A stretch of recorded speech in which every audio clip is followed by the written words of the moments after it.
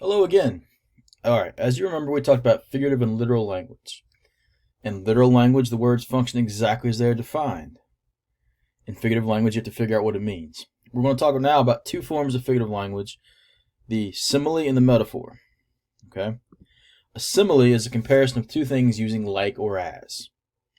The metal twisted like a ribbon compares the twist of a metal to a ribbon. She is as sweet as candy. Okay? I think that one stands for itself. Like or as, that's the big thing. That's your clue that it is a simile.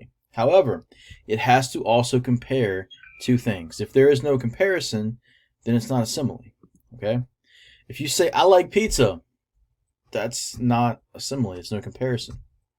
If you say the moon is like a pizza, that's a simile because there is a comparison. Okay? That is extremely important. You have to have the comparison. Do not forget that. By comparison, a metaphor, two things are compared without using like or as. Your keyword tends to be is and are, or some form of that, okay? All the world is a stage. That's from Shakespeare. It compares the world to a stage that we're all performing on. Men are dogs. Yeah, I think that one's pretty obvious too, isn't it? She has a stone heart. I just said she was a cold person. But I said she has a stone heart, which is a harder image, right? It's a better image. Do you see how that gives you that little bit of imagination right there?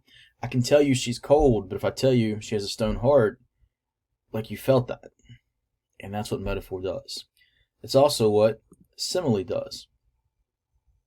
These are two powerful tools. Simile tends to be the most commonly used. I prefer metaphor myself. But both of them get the job done. Both of them paint a picture in a way that allows the reader to bring their imagination into the work. That is the difference between metaphor and simile.